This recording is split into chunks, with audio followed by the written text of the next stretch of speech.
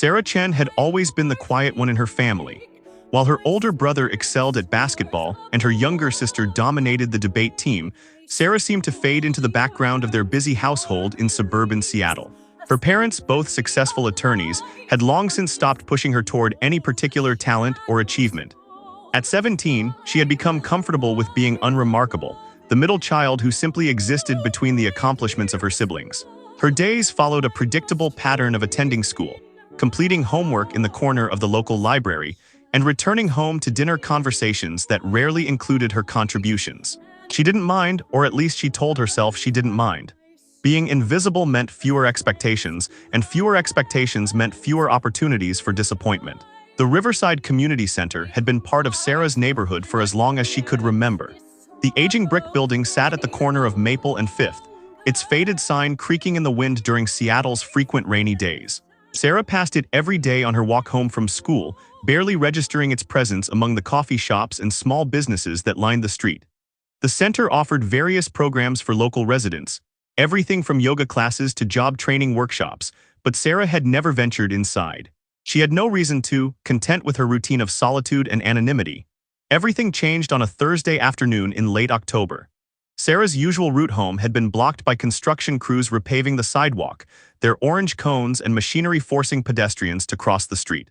Rather than backtrack several blocks, Sarah decided to cut through the alley behind the community center, a shortcut she had never taken before. As she walked past the building's rear entrance, a side door stood propped open, likely for ventilation on what had turned into an unseasonably warm autumn day. From inside, Sarah heard something that made her stop mid-step. The sound of piano music drifted through the open doorway, not the polished performance of a concert pianist, but something raw and honest. Sarah found herself drawn toward the sound, her feet moving almost without conscious thought. She peered through the doorway into a small, dimly lit room where an elderly man sat at an upright piano, his weathered hands moving across the keys with surprising grace. The man didn't notice her as she stood in the doorway, too absorbed in his playing to register her presence. Sarah recognized the melody as something classical, though she couldn't name the piece. She had no musical training, no background that would give her the vocabulary to describe what she was hearing. But something about the music reached into a part of her she didn't know existed. The man finished his piece and looked up, startled to find a teenage girl standing in the doorway. He introduced himself as Mr. Robert Morrison, a retired music teacher who volunteered at the center twice a week. His kind eyes and gentle demeanor put Sarah at ease, and before she knew it, they were talking. He asked if she played piano, and Sarah laughed at the suggestion. She explained that her family had never been musical, that they were more focused on sports and academics, practical pursuits that led to tangible achievements. Mr. Morrison listened with patient interest, then asked a question that caught Sarah off guard. He wanted to know if she had ever wanted to learn. Sarah had never considered it a possibility. Music lessons cost money, and even if her parents could afford them, which they certainly could, she couldn't imagine asking. Her siblings' activities already filled the family calendar and budget, and Sarah had long ago accepted her role as the one who didn't need anything extra. But standing there in that small room with the echo of piano music still hanging in the air, Sarah felt something stir inside her. It was want, pure and simple, a desire so strong it almost frightened her with its intensity. She admitted to Mr. Morrison that yes, she thought she would like to learn, though she said it quietly, as if speaking the words too loudly might make them disappear. Mr. Morrison made an offer that seemed too good to be true. The community center had practice rooms available to the public, and the piano she had heard him playing was open for anyone to use during certain hours. More importantly, he offered to teach her for free, meeting once a week if she was serious about learning. He explained that he had been teaching for 40 years before retiring, and he missed the connection that came from sharing music with students. He didn't need money, he needed purpose, and if Sarah was willing to put in the work, he was willing to invest his time. Sarah accepted before she could talk herself out of it. They agreed to meet the following Thursday after school, and Mr. Morrison sent her home with a beginner's piano book he pulled from a dusty cabinet in the corner. As Sarah walked the remaining blocks to her house, the book felt heavy in her backpack, weighted with possibility and promise. She decided not to tell her parents about the lessons, at least not yet. This would be hers alone, something that belonged to no one else, a secret treasure she could hold close to her chest. For the first time in years, Sarah felt the flutter of excitement about something, the anticipation of becoming someone different from the invisible girl she had been for so long. The following Thursday, Sarah arrived at the community center 15 minutes early, her stomach tight with nervous energy. She had spent the week flipping through the beginner's book, Mr. Morrison had given her, studying the diagrams of piano keys and the strange symbols that represented musical notes. None of it made sense on the page, but she trusted that it would become clear once her fingers touched the actual instrument. Mr. Morrison was already in the small practice room when she arrived, arranging sheet music on the piano's worn music stand. He greeted her with a warm smile that immediately eased some of her anxiety, and they began with the basics. Those first lessons were humbling in ways Sarah hadn't anticipated. Her fingers felt clumsy and thick as she tried to position them correctly on the keys. Mr. Morrison taught her about posture, about keeping her wrists level and her shoulders relaxed, about striking the keys with the pads of her fingers rather than the tips. Simple five-finger exercises that looked easy on paper became frustrating challenges when she attempted to play them. Her left hand seemed to have a mind of its own, refusing to cooperate with the rhythm her right hand was trying to establish. More than once, Sarah felt tears of frustration threatening to spill over, embarrassed by her own inadequacy. But Mr. Morrison never showed impatience or disappointment. He had taught hundreds of students over his long career, and he recognized something in Sarah that went beyond natural talent or immediate ability. He saw determination in the way she returned week after week, in how she stayed long after their scheduled hour had ended to practice the same exercise until her fingers ached. He noticed that she arrived with questions about the music theory sections in her book, that she had been studying at home even without an instrument to practice on. What Sarah lacked in innate skill, she compensated for with an almost desperate dedication. 3 months into her lessons, Sarah could play simple melodies with both hands, though her performances were still halting and mechanical. She had started arriving at the community center an hour before her lesson time to practice on her own, using the open practice room slots that Mr. Morrison had helped her reserve. Her parents still didn't know about the piano lessons. Sarah had become adept at managing her schedule, completing her homework during lunch periods and study halls so her afternoons remained free. When her mother asked about her later arrivals home, Sarah mentioned a study group at the library, which wasn't entirely untrue since she often stopped there briefly to maintain the appearance of her old routine. The deception weighed on Sarah more than she expected. She had never been a dishonest person, and keeping this significant part of her life hidden from her family felt wrong. Yet every time she considered telling them, she imagined their reactions. Her father would likely see it as a waste of time, especially with college applications looming in her near future. Her mother might be supportive in theory, but would probably suggest Sarah wait until after she had established herself academically. Neither would understand that the piano had become more than a hobby for Sarah. It had become the thing that made her feel alive, the part of her day she looked forward to with genuine joy. Winter arrived in Seattle with its characteristic gray skies and persistent drizzle. Sarah walked to the community center through rain and occasional snow, her piano books protected in a waterproof bag inside her backpack.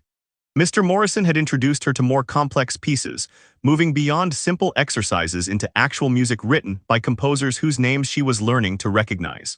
She struggled with a simplified arrangement of a Chopin nocturne, her fingers stumbling over the flowing left-hand patterns that were supposed to sound effortless and smooth.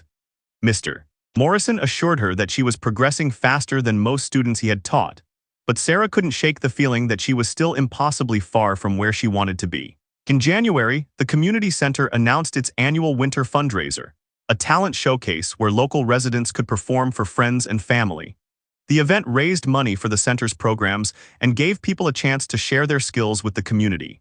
Mr. Morrison mentioned it casually during one of their lessons, noting that several of his past students had performed at the showcase over the years. He didn't pressure Sarah to participate, understanding that she wasn't ready for public performance, but the seed had been planted in her mind. Sarah couldn't stop thinking about the showcase. Part of her wanted to perform, to prove to herself that all these months of practice had resulted in something real and tangible. But the larger part of her recoiled at the idea of playing in front of an audience.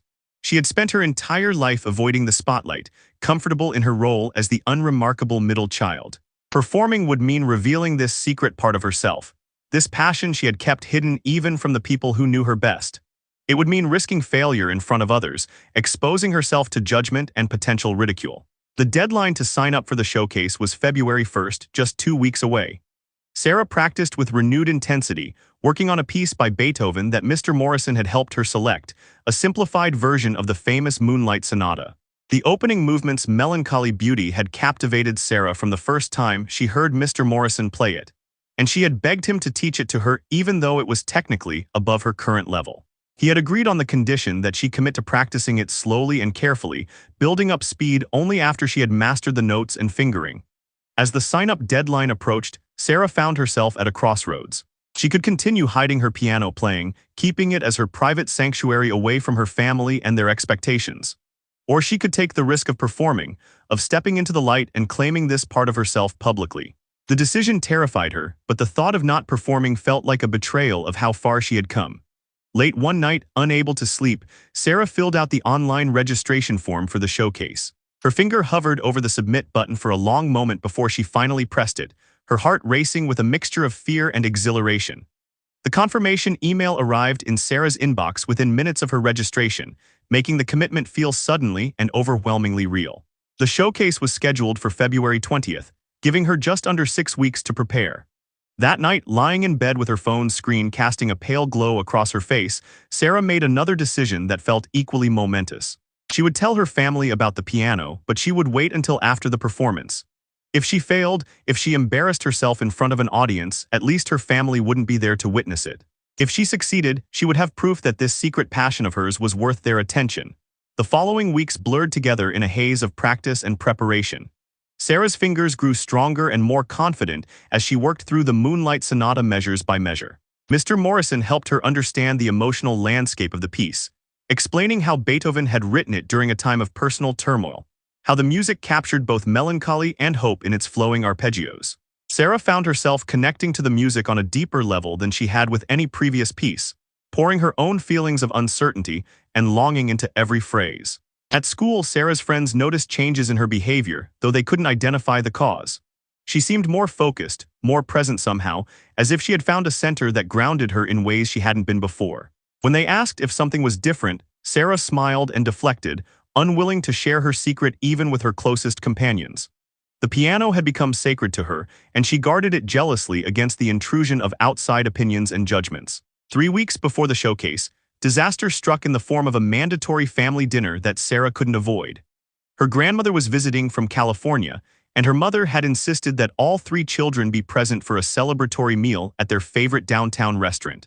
Sarah had a practice session scheduled for that evening, one she had been particularly looking forward to because Mr. Morrison had promised to help her work through the challenging middle section of her piece. She tried to reschedule, claiming she had an important school project due, but her mother was adamant. Family came first, and Sarah's protests only earned her a sharp look that ended the discussion. Sitting at dinner that evening, surrounded by the chatter of her family's conversation, Sarah felt physically ill with frustration. Her brother was recounting his basketball team's recent tournament victory, complete with dramatic play-by-play descriptions that had her parents hanging on every word. Her sister was showing their grandmother college brochures, discussing her plans to study political science at prestigious universities. Sarah picked at her food and said nothing, watching the minutes tick by on the restaurant's wall clock, calculating how much practice time she was losing with each passing moment. Her grandmother noticed Sarah's silence and tried to draw her into the conversation, asking about her own plans for college and her interests. Sarah provided vague, noncommittal answers, unwilling to reveal the truth, but equally unable to feign enthusiasm for the academic achievements her family valued so highly. Her father made a joke about Sarah being the easy child, the one who never caused trouble or demanded attention, and everyone laughed. Sarah smiled along with them, but inside she felt a flash of anger so intense it surprised her. She wasn't easy, she was invisible, and there was a profound difference between the two. That night, Sarah lay awake replaying the dinner conversation in her mind, and something shifted inside her. The showcase wasn't just about proving to herself that she could play piano. It was about proving that she existed, that she was more than the quiet middle child who never demanded anything. She decided then that her family would attend the showcase, though they didn't know it yet. She would tell them 1 week before the event, giving them just enough notice to clear their schedules but not enough time to talk her out of performing. The remaining practice sessions took on new urgency. Sarah worked on her piece until her fingers felt numb, until she could play the entire movement with her eyes closed and her mind wandering to other thoughts. Mr. Morrison cautioned her against overpracticing, warning that she could injure herself or become so familiar with the music that it lost all emotional resonance. But Sarah couldn't stop. The performance had become too important, weighted with meaning that went far beyond a simple piano recital. 1 week before the showcase, Sarah gathered her family in the living room after dinner. Her heart hammered in her chest as she stood before them, her hands trembling slightly as she prepared to speak. She told them everything in a rush of words that tumbled over each other, about the piano lessons with Mr. Morrison, about the community center practice rooms, about the months of secret dedication to an instrument they didn't even know she could play. She told them about the showcase and informed them that she would be performing, and she wanted them to be there. The silence that followed her announcement stretched uncomfortably long. Her father spoke first, his voice careful and measured as he asked why she hadn't told them sooner. Her mother looked hurt that Sarah had hidden something so significant for so many months. Her siblings seemed merely confused, unable to reconcile this revelation with their understanding of their quiet, unremarkable sister. Sarah tried to explain her reasons, but the words came out wrong, defensive, and sharp when she wanted them to be clear and confident. The conversation that followed wasn't the supportive celebration Sarah had secretly hoped for, but it wasn't the dismissal she had feared either. Her parents expressed concern about the time she had invested in something that wouldn't help her college applications, but they agreed to attend the showcase. Her mother asked if Sarah was sure she was ready to perform publicly after only a few months of lessons. A question that stung even though Sarah had asked herself the same thing countless times. By the end of the evening, her family had committed to attending, though their enthusiasm felt tepid at best. The night of the showcase arrived with a cold rain that drummed against the community center's windows, creating a steady backdrop of white noise that did nothing to calm Sarah's frayed nerves. She had arrived 2 hours early, ostensibly to help set up chairs and prepare the performance space, but really because she couldn't bear to sit at home with her anxious thoughts any longer. The main hall had been transformed for the evening, rows of folding chairs facing a small raised platform where the upright piano had been moved and positioned under warm stage lighting. Mr. Morrison found her standing beside the instrument, her fingers ghosting over the keys without making any sound, and placed a reassuring hand on her shoulder. The other performers began arriving as the 7 o'clock start time approached. There was a woman in her 60s who would be singing jazz standards, a teenage boy with a guitar who planned to perform songs he had written himself, a group of children from the center's dance program, and several others showcasing talents ranging from poetry recitation to magic tricks. Sarah watched them all with a mixture of envy and relief. They seemed so comfortable with the idea of performance, so natural in their confidence, while she felt like an imposter who had stumbled into a world where she didn't belong. She had changed into the simple black dress her mother had helped her select, wanting to look appropriate without drawing unnecessary attention, and now she wondered if she should have chosen something that made her feel more like herself. The audience began filtering in at 6:45, shaking rain from their umbrellas and greeting neighbors and friends. Sarah watched from the side of the room, searching the crowd for her family. They arrived at 10 minutes before 7, a unit of 4 that stood out among the casual community center regulars. Her father wore a suit despite Sarah's assurance that the event was informal, and her mother had dressed as if attending the symphony. Her brother looked uncomfortable in khakis and a button-down shirt, clearly wishing he were anywhere else, while her sister seemed genuinely curious, her eyes scanning the room and taking in the eclectic mix of people gathered for the evening. Sarah waved to catch their attention, and they made their way over to her. Her mother pulled her into a quick hug and told her she looked beautiful, while her father asked if she was nervous in a tone that suggested he hoped she might back out at the last minute. Her siblings flanked her awkwardly, neither quite sure what to say to this version of their sister who had kept such a significant secret from them. The family found seats in the 3rd row, close enough that Sarah would be able to see their faces during her performance, and she immediately regretted not suggesting they sit further back. The showcase began with the community center director welcoming everyone and thanking them for supporting the center's programs. The first few performers took the stage, and Sarah watched with growing dread as her own turn approached. She was scheduled to perform 5th, positioned in the middle of the program. The jazz singer brought down the house with a sultry rendition of a classic standard, her voice rich and powerful despite her age. The young guitarist fumbled through his original song with endearing nervousness, earning enthusiastic applause from the supportive crowd. The children's dance routine was chaotic and adorable, bringing smiles to every face in the audience. Then it was Sarah's turn. The director called her name, and she stood on legs that felt disconnected from her body. The walk to the piano seemed to take forever, each step echoing in her ears above the polite applause of the assembled crowd. She sat on the bench and adjusted its height, buying herself a few precious seconds before she had to begin. Her hands found their starting position on the keys, and she looked out at the audience one final time before beginning to play. That's when she saw them. In the back row, partially obscured by the standing room crowd that had gathered along the walls, were 3 girls from her high school. Not friends exactly, but acquaintances who knew her well enough to recognize her. One of them, Jessica Martinez, was already holding up her phone in a way that suggested she was recording. Sarah's blood turned to ice as she watched Jessica whisper something to her companions, their faces showing amusement at finding quiet, unremarkable Sarah Chen about to perform at a community talent show. She saw one of them smirk, and in that moment, Sarah knew exactly how this story would unfold. By Monday morning, the video would be all over school. Jessica would have posted it with some mocking caption about how Sarah thought she could play piano, about how the girl who never said 2 words in class had somehow decided she was talented enough to perform in public. Her classmates would share it, comment on it, dissect every mistake and hesitation in her performance. The humiliation would be complete and public, and there would be no escaping it. Sarah's hands hovered over the keys, frozen by the weight of what was about to happen.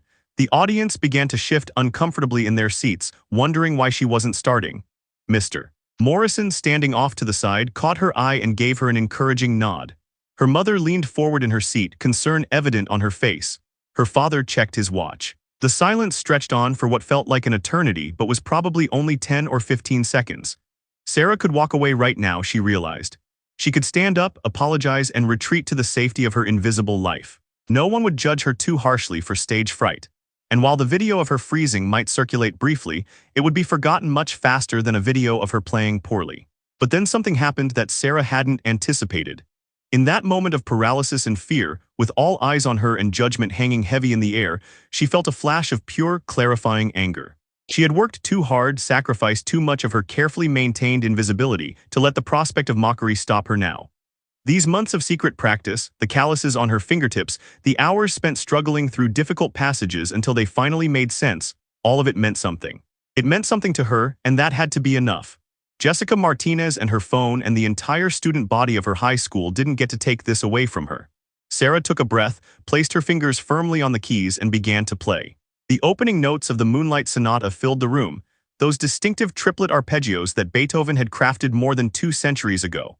Her hands moved through the patterns that had become second nature through countless repetitions, her left hand providing the steady foundation while her right hand sang out the melody. The first few measures were mechanical, her body still tight with fear and anger, but then something shifted. The music itself took over, pulling her into its current and carrying her along. She forgot about Jessica and her phone. She forgot about her classmates and their potential mockery.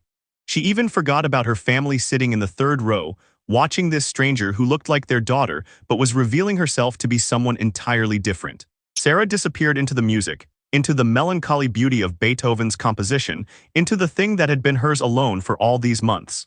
Her fingers found the keys with increasing confidence, the dynamics swelling and receding as Mr. Morrison had taught her, the phrases breathing with the natural musicality she had worked so hard to develop. The piece wasn't perfect. There were small hesitations in the more difficult passages, moments where her fingers didn't quite execute the runs as cleanly as she would have liked. But there was also genuine musicality in her performance, an emotional authenticity that went beyond technical precision.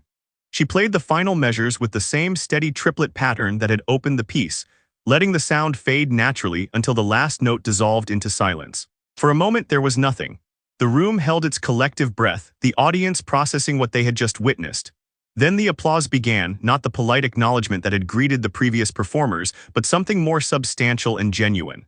People stood from their seats, and Sarah looked up in shock to see the entire room on their feet, giving her a standing ovation that seemed completely disproportionate to her amateur performance. Her mother was crying, her father's expression showed something that looked like pride mixed with confusion, as if he was trying to reconcile this accomplished young woman with the invisible daughter he thought he knew. Her brother was clapping enthusiastically, and her sister had her phone out too, but unlike Jessica, she was capturing the moment with tears streaming down her face. Mr. Morrison stood to the side with his arms crossed and a satisfied smile on his weathered face, looking like a man who had just watched something he had known would happen all along. Sarah stood and bowed slightly, the way Mr. Morrison had taught her, then walked off the platform on shaking legs. The director moved to the microphone to introduce the next performer, but Sarah barely heard the words. She was immediately engulfed by her family, her mother pulling her into a fierce embrace while her father kept saying he had no idea. He had no idea she could do that. Her siblings crowded around, asking questions about how long she had been playing and why she hadn't told them sooner and could she teach them too. Later, after the showcase had concluded and the folding chairs were being stacked against the walls, Jessica Martinez approached Sarah. Sarah braced herself for mockery or condescension, but instead, Jessica looked genuinely impressed. She asked if Sarah gave lessons, explaining that she had always wanted to learn piano but had never found the right teacher. Sarah, still processing the evening's events, could only shake her head and mumble something about still being a beginner herself. Jessica nodded, told Sarah she was really talented, and walked away, leaving Sarah standing there wondering if she had somehow stepped into an alternate reality. The video did circulate at school the following week, but not in the way Sarah had feared. Instead of mockery, her classmates responded with surprise and respect. The quiet girl who never participated in class discussions, who never joined clubs or drew attention to herself, had revealed an unexpected depth that intrigued rather than invited ridicule. Teachers who had barely noticed her before began engaging her in conversations about her music. Students she had never spoken to stopped her in the hallways to tell her how much they enjoyed her performance. But the most significant change happened at home. Sarah's family began asking about her piano practice genuinely. Interested in this part of her life they had known nothing about. Her mother cleared space in the living room and surprised Sarah with an upright piano for her birthday the following month, a beautiful used instrument that Mr. Morrison helped them select. Her father started attending her lessons occasionally, sitting quietly in the corner and listening with an attention he had never shown her before. Her siblings stopped talking over her at dinner, actually pausing to hear what she had to say when she chose to speak. Sarah continued her lessons with Mr. Morrison, advancing steadily through increasingly difficult repertoire. She performed at the community center's showcase the following year, and the year after that, each time with less fear and more confidence. She never became the kind of prodigy who would pursue music professionally, and she was fine with that. The piano wasn't about becoming famous or exceptional. It was about finding the thing that made her feel most like herself, about claiming space in a life where she had previously accepted invisibility as her defining characteristic. Years later, when people asked Sarah when she started playing piano, she would smile and say she had been 17, which was impossibly late by most standards. But she would add that sometimes the best things in life come not from early advantages or natural talent, but from the courage to start something new when everyone assumes you can't, and the determination to keep going even when you're terrified of failing. The girl who couldn't play had played, and in doing so, she had found not just music but herself. Like, share, and subscribe, don't miss it.